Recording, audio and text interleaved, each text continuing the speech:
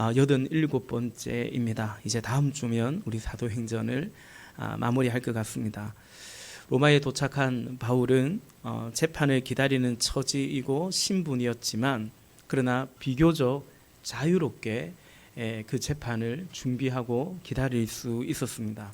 옥에 갇혀 있지 않고 로마의 그 병사에게 감시는 받고 있지만 그가 그의 셋집에 새 들어있는 집에 거주하면서 숙소에 거주하면서 그의 집에 찾아오는 사람들을 만날 수 있었던 거죠. 바울은 그렇게 제한적이지만 그럼에도 자신에게 주어진 이 기회, 이 자유를 예수님을 전하는, 복음을 전하는 기회로 삼았습니다. 그래서 바울은 앞서 17절에 보니까 그 로마에 있는 유대인 지도자들을 먼저 초대했습니다. 그래서 혹시 그들에게 있을 수도 있는 자신에 대한 어떤 오해나 왜곡을 바로 잡고자 했던 거죠. 왜냐하면 바울이 로마 황제에게 상소했거든요. 그러니까 누가 고발했냐면 예루살렘의 유대 민족이, 유대 지도자들이 고발했고 바울은 로마의 황제에게, 로마 시민권자이기 때문에 황제에게 재판을 받겠다고 해서 지금 여기에 와 있단 말입니다. 그러니까 자신은 유대 민족과 싸우고 있는 사람이 아니다. 나는 유대 민족이 싫어서 황제에게 상소한 것이 결코 아니다. 우리 앞서 본문에서 바울은 그 자신에 대해서 변호하고 변명했습니다. 그러나 바울이 자신에 대해서 변호하고 변명하긴 했지만 그 이유는 결국 그리해서 복음을 전하고자 했기 때문입니다. 그러기 위해서 자신에 대해서 어찌 보면 변호하고 변명해야만 됐던 거죠. 왜냐하면 전도자에 대해서 설교자에 대해서 불신하게 되면 그가 전하는 말을 듣기 힘들기 때문에 그래서 바울은 유대 지도자들에게 일종의 자기 변호를 하였던 것입니다. 바울의 이러한 염려는 우리가 사도행전에서 이미 살펴보았지만 늘 바울이 그렇게 비방을 잘 받고 있었기 때문입니다. 고린도 전후서나 갈라디아서 같은 서신서를 보아도 바울은 어쩔 수 없이 자신을 변호하고 하는 것들을 보게 되죠. 왜냐하면 자신에 대해서 그렇게 비방하는 말을 듣고 그래서 그게 미혹되어 있으면 바울이 전하는 말을 그들이 하나님의 말씀으로 받아들이기가 어렵기 때문에 그러했던 것입니다. 바울은 사단의 그 전략을 이미 알고 있고 여러 차례 경험도 했던 것입니다. 전도자인 자신을 비방하고 왜곡하여서 결국 자신이 전하는 메시지를 받아들이지 못하게 하는 그 사단의 계략을 이미 알고 있고 또 여러 차례 경험하였기 때문이죠. 그래서 바울은 자신을 변명하는 듯한 말을 했지만 지난주에 말씀드린 것처럼 궁극적으로는 자신에 대해서 말하고자 하는 것이 아니라 주 예수 그리스도에 관해서 말하고자 하는 거죠. 이제 오늘 본문에서 그 사실을 확인하게 됩니다. 바울의 말을 듣는 유대 지도자들의 대답은 두 가지였습니다. 오늘 본문 21절에 나와 있는 것처럼 첫째는 바울에 대해서 별로 아는 바가 없다라는 것입니다. 당신에 대해서 누가 나쁘게 말하거나 소문을 낸 일이 없다라는 것입니다. 참 다행스럽습니다. 그리고 그 다음 22절에 보니까 우리는 당신에게서 당신의 생각을 들어보고 싶습니다. 그렇습니다. 바울에 대해서 이들이 부정적인 말을 듣지 않았기 때문에 바울이 전하는 바울의 생각을 들어보겠다라고 말하는 거죠. 그런데 또 이런 말을 합니다. 22절에 이 종파에 대하여는 우리가 아는 것은 어디서나 이 종파를 반대하는 소리가 높다라는 것입니다. 그러니까 바울이 지금 전하는 이 복음을 이 사람들은 바울이 속한 하나의 종파라고 보고 있는 거예요. 근데 그것에 대해서는 이 사람들이 어디서나 그걸 싫어합디다.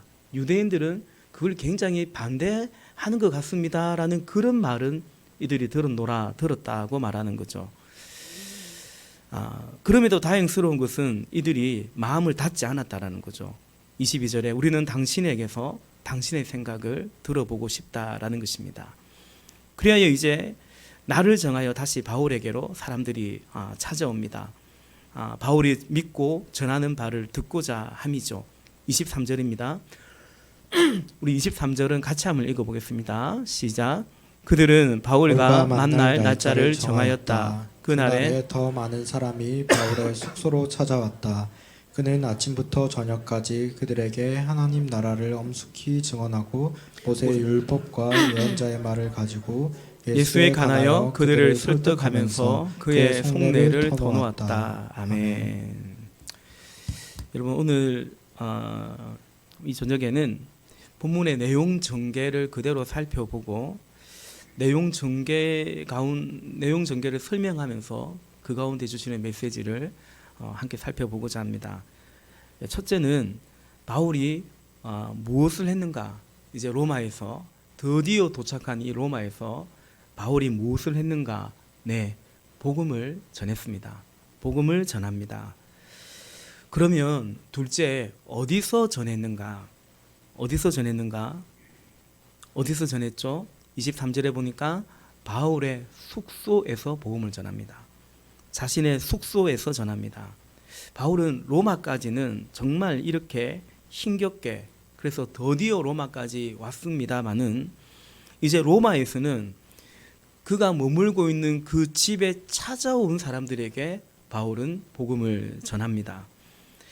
여러분, 복음은 당연히 찾아가서도 전하는 것이고, 또한 복음은 이렇게 찾아온 사람들에게도 전하고 가르치는 것입니다. 저는 이 말씀을 보면서 우리의 형편, 우리 교회의 어떤 형편도 돌아보게 됩니다. 우리 역시 마찬가지죠. 찾아가고 또 만나고 그렇게도 하지만 우리 교회 역시도 우리 교회로 찾아오는 사람들도 분명히 있기 때문입니다. 우리 교회로 오시는 분들 가운데 적지 않은 분들은 거의 절반 이상은 누군가에게 인도함을 받아서 오는 것이 아니라 스스로 찾아오신 분들이고 또 그분들이 등록도 하는 것을 보게 됩니다. 거의 매주 방문자들이 있고 또 방문자 모임을 하고 있습니다. 그러므로 여러분, 우리는 그냥 오는 사람에게만 복음을 전해서는 안 되고 당연히 찾아가고 만나고 복음을 전하고 우리의 목장으로 또 예배로 모셔와야 하고요.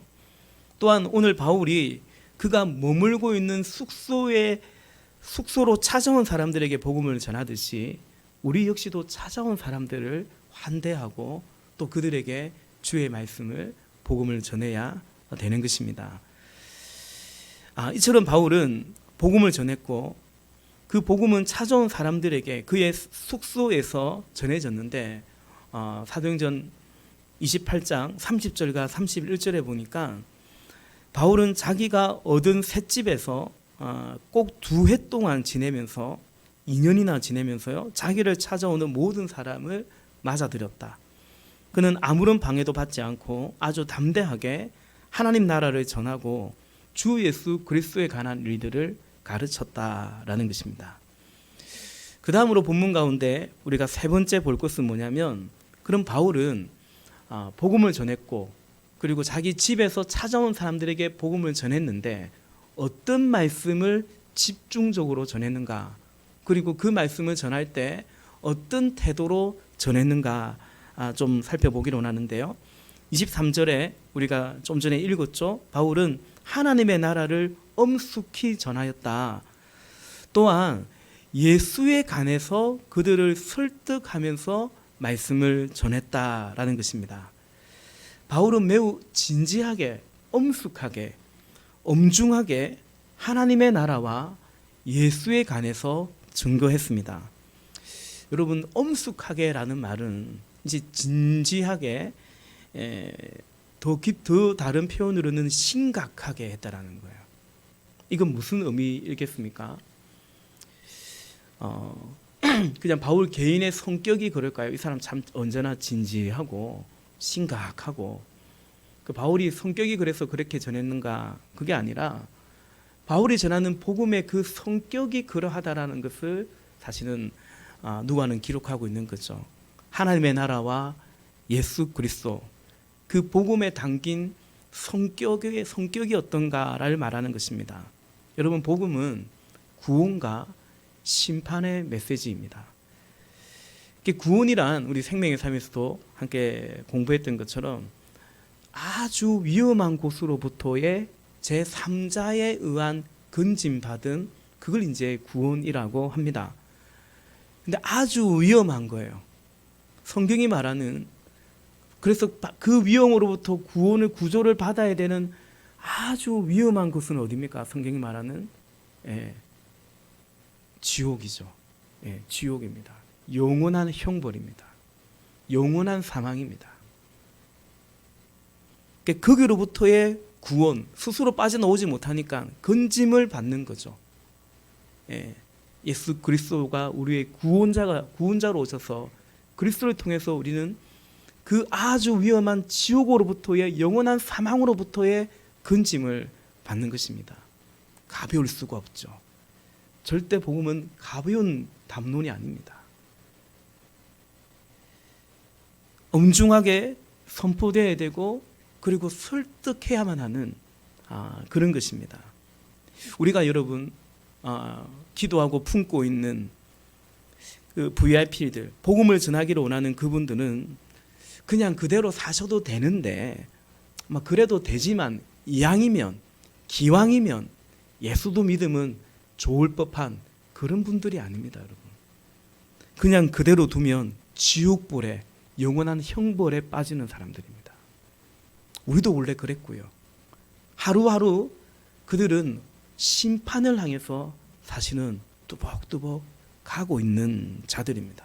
이미 하나님의 진노 아래에 머물러 있고, 그러나 지금은 은혜 받을 만한 때고, 지금은 구원 받을 만한 때이기 때문에 이 기회를 그들에게 계속해서 성령께서 우리를 도우시며 복음을 전파해 가시는 것입니다.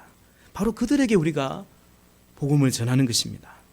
하나님의 나라와 예수 그리스도를 전하고 선포하고 때로는 구슬러가며 설득해가는 것입니다.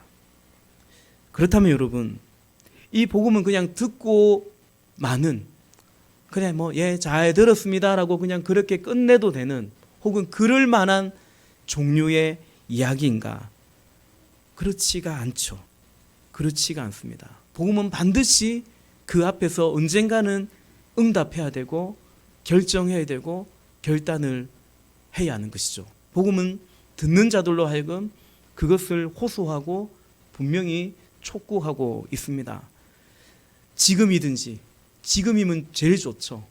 아니면 좀 시간이 걸린다 할지라도 언젠가는 그 복음 앞에 반응하고 응답해야 하는 것입니다. 오늘 본문에서 그 사실을 아주 명확하게 선명하게 보여주죠. 우리 24절입니다.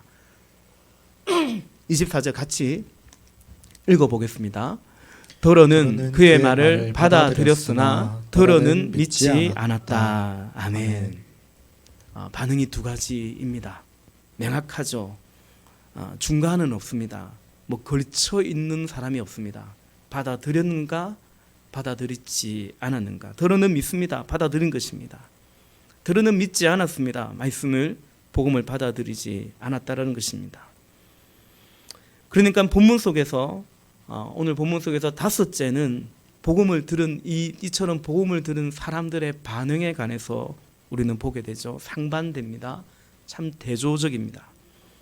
데살로니가후서 3장 2절 말씀에 보면 또한 우리를 무리하고 악한 사람들에게서 건지옵소서 하라. 믿음은 모든 사람의 것이 아님이라 말씀합니다. 우리 말씀 띄워주세요. 믿음은 모든 사람의 것이 아니다라는 것입니다. 또한 히브리서 4장 2절 말씀에 보니까 그들이나 우리나 기쁜 소식을 들은 것은 마찬가지입니다. 오늘 바울에게 찾아온 사람들이 그렇지 않습니까? 다 들었습니다. 마찬가지입니다. 그런데 들은 그 말씀이 그들에게는 아무런 유익이 되지 못하였습니다. 그들은 그 말씀을 듣고서도 그것을 믿음과 결합시키지 않았기 때문입니다. 라고 말합니다.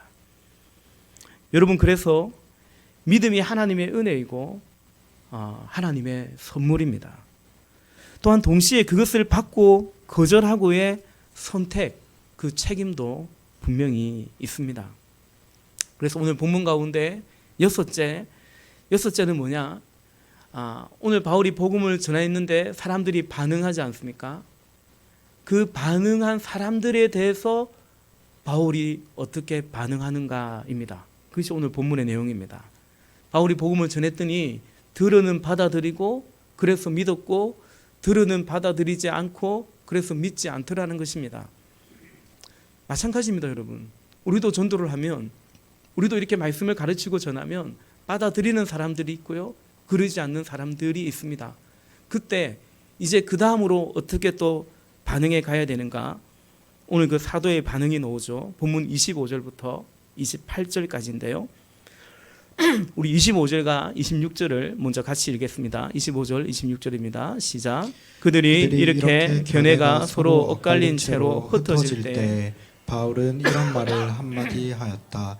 성령께서 예언자 이사야를 통하여 여러분의 조상에게 하신 말씀은 적절합니다. 곧 이런 말씀입니다. 이 백성에게 가서 말하여라. 너희가 듣기는 들어도 깨닫지 못하고 보기는 보아도 알지 못한다. 아멘. 본문 25절에 성령께서 예언자 이사야를 통해서 여러분의 조상에게 하신 말씀은 적절합니다. 근데 사실은 조상에게 하신 그 말씀 그대로 여러분에게도 지금 이 말씀은 적절하다는 사도의 말이죠. 그 말씀이 무엇인가? 26절과 27절 쭉 이렇게 기록되어 있는데요. 이건 이사야서 6장에 이사야서 6장 9절과 10절의 말씀을 그대로 사도가 인용하고 있는 거죠. 이사야서 6장 9절과 10절입니다. 그러자 주님께서 말씀하셨다. 너는 가서 이 백성에게 너희가 듣기는 늘 들어라. 그러나 깨닫지는 못한다. 너희는 보기는 늘 보아라. 그러나 알지는 못한다 하고 일러라. 10절 너는 이 백성의 마음을 둔하게 하여라. 그 귀가 막히고 그 눈이 감기게 하여라.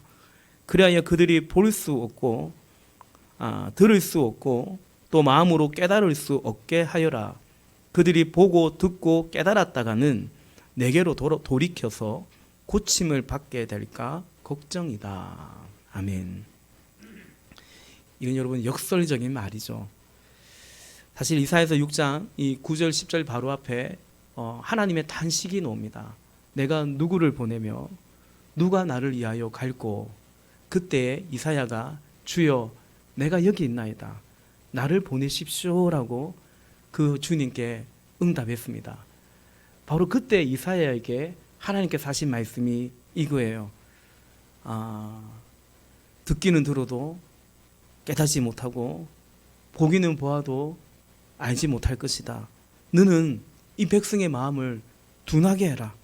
기가 막히고 눈이 감기게 해라. 그들이 볼 수 없고 들을 수 없게 해라.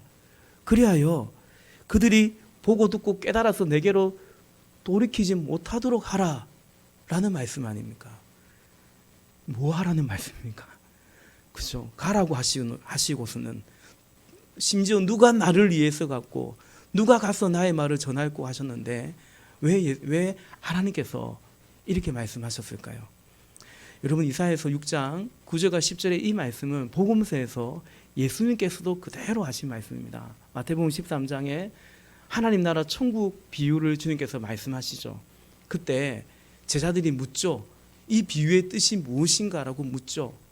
그래서 예수님께서는 왜 천국에 관해서 마치 감추듯이 마치 좀 이해하기가 힘든 것처럼 왜 비유로 말씀하셨는가, 왜 내가 그렇게 하는가라고 말씀하실 때 동일하게 이 이사야서 6장 9절 10절의 말씀을 예수님께서 그대로 인용하십니다. 여러분, 예수님은 그리고 오늘 본문의 이 사도 바울도 동일하게 이사야서 6장의 이 말씀을 통해서 복음을 지금 듣고 있고 그 복음에 반응하고 있는 그 사람들의 영적인 상황에 대해서, 그들의 마음에 대해서 지적하고 있고 그리고 경고하고 있는 것입니다. 본문 27절이죠. 27절에 이 백성의 마음이 무디어지고 기가 먹고 눈이 감겨 있다라는 것입니다. 마음이 무디어져 있기 때문에, 그래서 그렇기 때문에 기가 먹고 눈이 감겨져 있다라는 것입니다. 보아도 못 보게 하고 들어도 깨닫지 못하게 하려고 하시는 것이 아니라 사실은 이들이 이미 마음이 그렇게 완고하고 무디어져 있다라는 것을, 그래서 그들의 귀가 닫혀 있고 눈이 감겨 있다라는 사실을 역설적으로 호소하고 있는 것입니다. 하나님은 지금 이 사람들에게, 오늘 사도도 이 사람들에게 두 가지 마음을 입장을 가지고 있습니다. 첫째는 그들의 마음의 변화가 있기를 바라는 거죠. 그들의 무너진 마음, 그렇게 완고한 마음, 탐욕으로 가득 찬 그 마음의 변화가 일어나기를, 그래서 듣기도 들었는데 듣지 못하는 자들이 아니라 귀 있는 자는 성령이 교회에게 하시는 말씀을 들을지어다 말씀하신 것처럼 예수님께서도 들을 귀 있는 자는 들을지어다라고 말씀하신 것처럼 오늘 예수님도 그리고 사도도 이들의 마음에 변화가 있기를 바라는 것입니다. 두 번째, 이들을 향한 주님의 또 사도의 마음과 입장이 뭔가? 두 번째는 그러나 여전히 그런 자들을 향해서, 그런 자들 때문에 마음을 완고하게 먹고 있고 마음이 둔해 있는 그들 때문에 복음을 변질시켜서는 안 된다라는 입장입니다. 엄중한 경고이고 태도인 것입니다. 그래서 당신들이 끝내 거절한다면 오늘 보면 28절에 말하고 있는 것처럼 우리는 그래서 이방인에게 갑니다. 하나님의 복음은 이방인에게 전해질 것입니다 라고 말씀하고 있는 거죠. 이런 뜻입니다. 이렇게 마음이 둔해 있고 욕망으로 가득 차 있는 그들에게 그럼에도 불구하고 그들이 받을 구원이란, 그들이 들어갈 하나님 나라란 없다라는 것을 분명히 선포하라는 말씀입니다. 그래서 여러분, 예수님도 그리고 사도도 이 하나님의 이 의도를 잘 이해하고 있고 그렇게 따르고 있음을 보게 됩니다. 첫째는 그 영혼에 대한 긍휼과 연민이 있죠. 예수님이 그랬습니다. 기도가 있는 것입니다.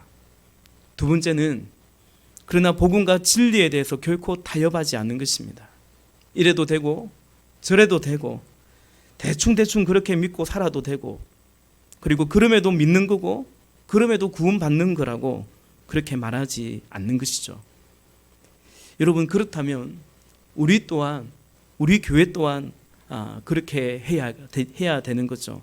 첫 번째는 죄인을 향한, 아직 복음을 듣지 못한 사람들을 향한, 그리고 그 복음에 대해서 여전히 좀 마음을 닫고 있는 그들을 향한 우리 주님의 마음을 가지고 그들을 긍휼히 여기며 중보하고 기도해야 하는 것입니다. 또 사랑으로 다가가고 설득하고 기다리고 해야 되는 것입니다. 동시에 두 번째, 또한 복음과 진리를 굳게 명확하게 견고하게 지키고 붙들고 가야 된다라는 것입니다. 여러분, 그래야 되는 것입니다. 말씀을 준비하면서 저 자신을 돌아보고요, 우리 교회를 함께 또 돌아봅니다. 잘하고 있는가? 부족하다라는 것을 보게 됩니다. 뭐가 부족한가? 둘 다 부족하구나 라는 것을 보게 됩니다.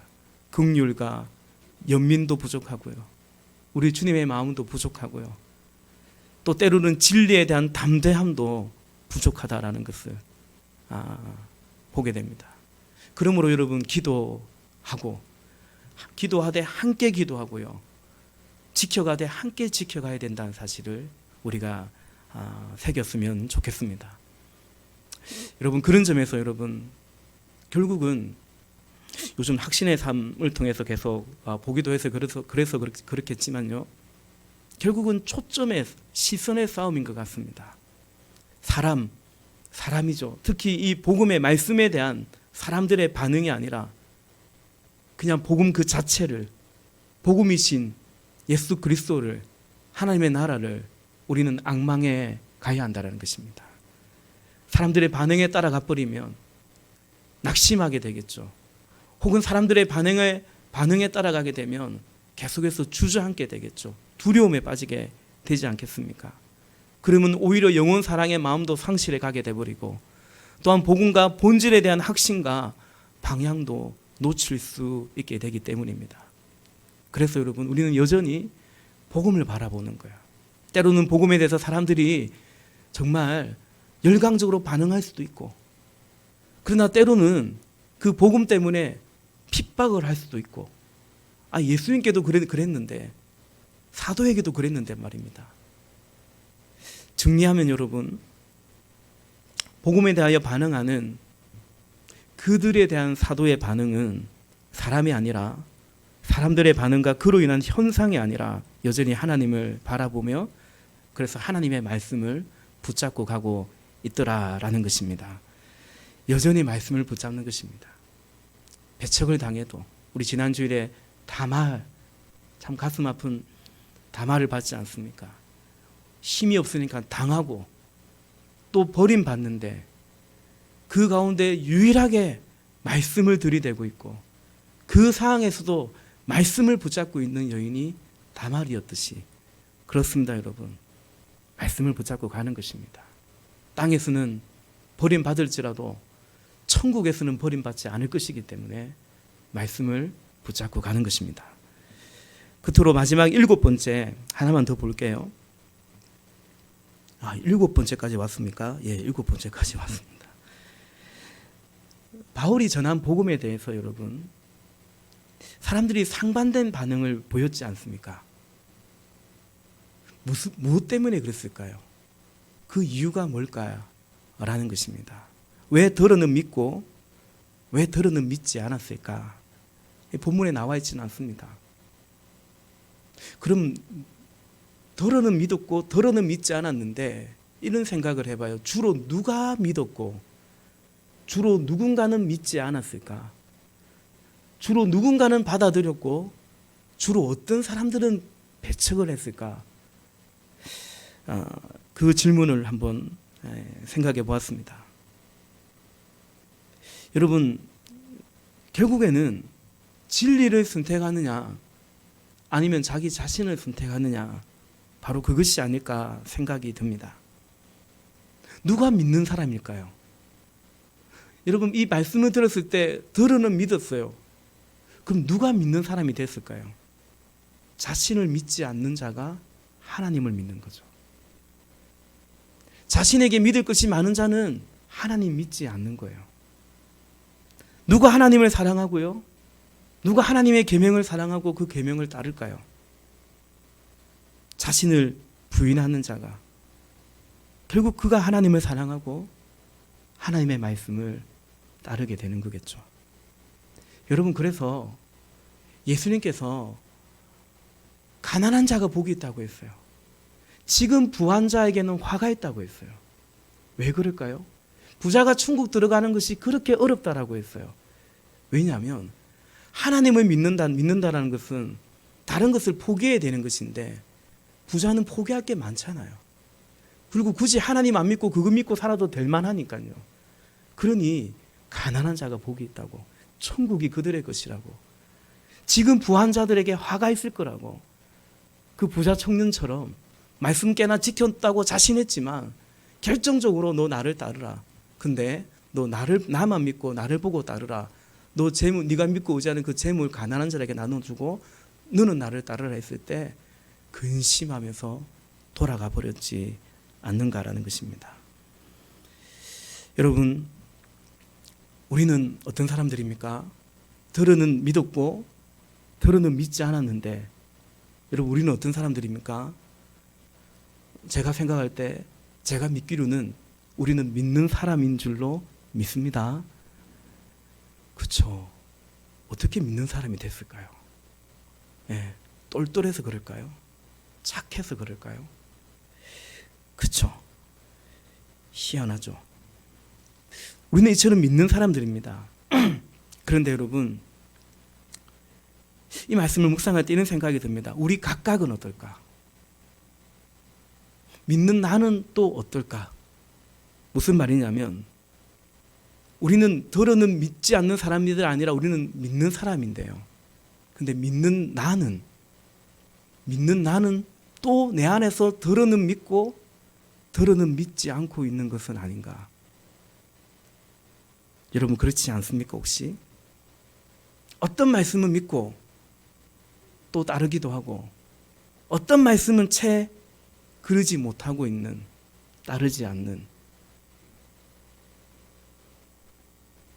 배척해버리는 그런 모습이 우리에게 있지 않는가, 그 생각을 해보게 됩니다. 그럼 여러분, 우리는 어떤 말씀은 들어는 믿기도 하고 들어는 마치 믿지 않는 것처럼 그런 모습이, 그런 선택을 우리가 하겠는가? 왜 그렇게 할까? 제가 볼 때는 마찬가지입니다. 진리를 선택하느냐, 나 자신을 선택하느냐인 것입니다. 내가 믿고 있지만 믿음 안에서 또 덜어는 믿고 덜어는 믿지 못하고 있다면 그 선택 또한 같은 이유겠죠. 진리를 붙잡느냐, 나 자신을 붙잡느냐 이겠죠. 하나님을 믿느냐, 물질을 믿느냐 이겠죠. 하나님의 뜻, 하나님의 꿈을 꾸느냐, 그냥 내가 원하는 것을 꿈꾸고 끊임없이 그걸 선택해 가느냐 이겠죠. 말씀을 마무리하면서 이 말씀을 좀 전하고 싶습니다. 들어는 믿고 들어는 믿지 않는데, 그런데 우리는요, 하나님의 은혜로 말미암아 나 분명히 믿는 자라고, 나 하나님 말씀을, 성경을 믿는 자라고 믿게 된 자가 되었습니다. 감사하죠. 우리는 여전히 그래서 믿지 않는 자들을 향해서 그들이 믿기를 바라고, 혹 들어는 믿지 않을지라도 여전히 우리는 복음 전파에 순종해서 계속해서 우리는 이 복음의 열매, 복음 증거의 말씀의 이 열매를 맺어가야 되는 것입니다. 그걸 해야 되고요. 그럼 그 다음에는 또 우리가 뭘 해야 될까? 그 다음에는 우리가 뭘 해야 될까요? 우리가 믿는데 말입니다. 그런데 들어는 순종도 하고 들어는 순종하지 않는 것에 대해서 여러분, 우리는 고민해 가야 됩니다. 그냥 그렇게 사는 거지 뭐, 그냥 그렇게 믿는 거지 뭐, 그게 아니라 말입니다.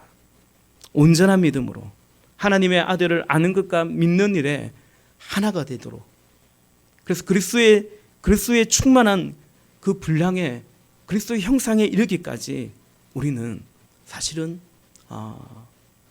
고민해야 되는 거죠. 우리 자신을 성찰해 가면서 걸음걸음 그 길을 가야 되는 것입니다. 그리고 여기에서도 분명한 것은 여러분, 오늘 바울이 자신의 집에 찾아온 그 사람들에게 엄중하게, 엄숙하게 복음을 전했다면, 그 복음이 바로 구원과 심판의 메시지라서 거리했다면, 우리는 오늘 이 주제에서도, 이 고민에서도 사실은 우리가 가볍게 생각해서만은 안 됩니다. 그렇지 않습니까? 구원이란 결국 머리의 사건인 거예요. 오늘 새벽에 그런 말씀 드렸죠. 여호와의 전신갑주 중에 구원의 투구라고 말합니다. 투구는 머리에 쓰는 것입니다. 구원이 뭐냐는 거죠. 구원은 우리의 머리가 그리스도가 되는 사건입니다. 내가 주가 아니라 주님이 주가 되는 사건이 구원입니다. 그게 구원이죠. 그냥 나는 지옥 갈 뻔했는데 나는 지옥 안 가고 천국 가게 되었다.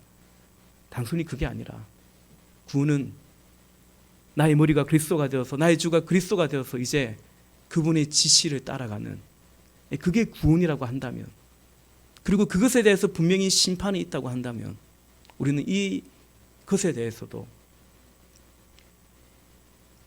흐뭇하게 그냥 바라볼 것이 아니라 사실은 엄중하고 엄숙하게 우리 자신을 바라봐야 되는 것입니다. 우리는 여기에도 분명하게 진지하고 또한 끈질긴 인내와 연습과 도전이 필요합니다.